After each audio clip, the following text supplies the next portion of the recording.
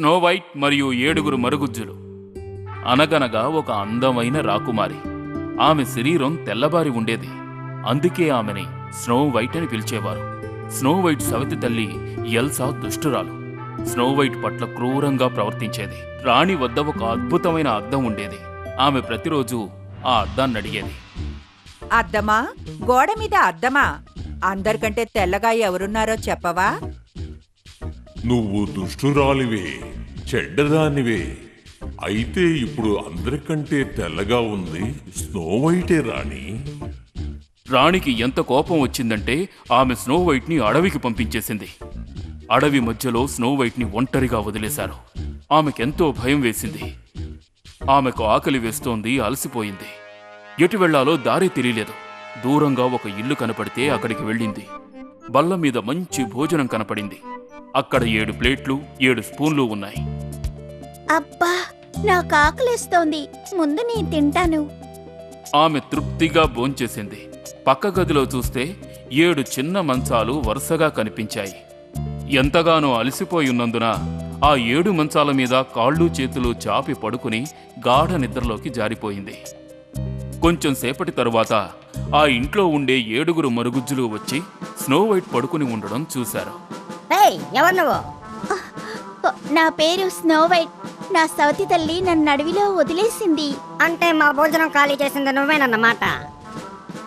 అవును, దయచేసి నన్ను క్షమించండి. స్నో వైట్ దయగలది, మంచిది అని తెలుసుకున్న మరుగుజ్జులు ఆమెకు సహాయం చేయాలని నిర్ణయించుకున్నారు. రాజభవంతిలో రాణి అద్దాన్ని అడిగింది, రాజ్యంలో అందరికంటే తెల్లగా ఎవరున్నారు అని. నువ్వు దుష్టురాలివి, చెడ్డదానివి. అయితే అడవిలో ఉన్న స్నో వైట్ జీవించే ఉంది. ఇప్పటికీ ఆమె అందరికంటే తెల్లగా ఉంటుంది రాణి. లేదు, దాన్ని చంపేస్తాను.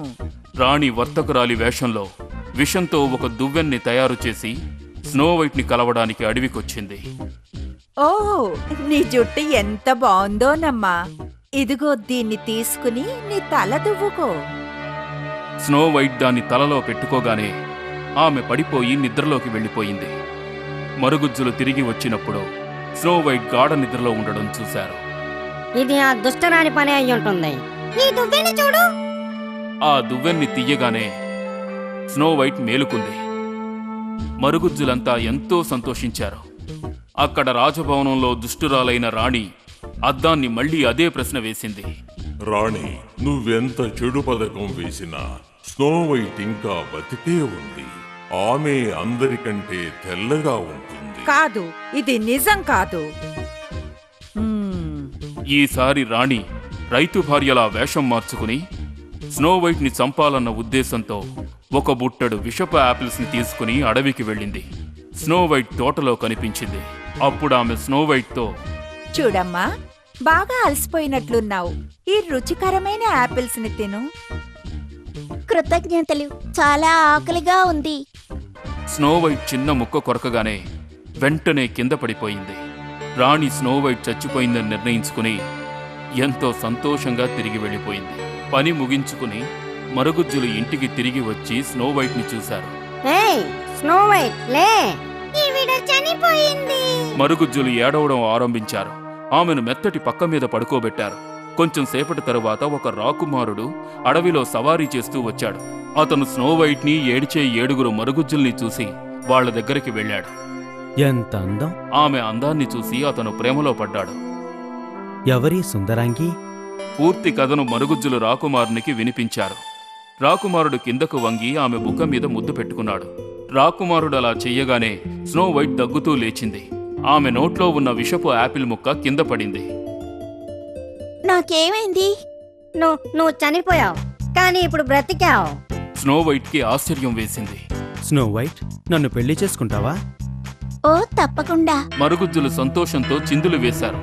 రాకుమారుడు స్నో వైట్ని మరుగుజ్జుల్ని తనతో పాటు రాజభవనానికి తీసుకువెళ్ళాడు. దుష్టురాలైన రాణి మరొకసారి అద్దాన్ని అదే ప్రశ్న వేసింది. చూడు రాణి, నువ్వు అందమైన దానివి.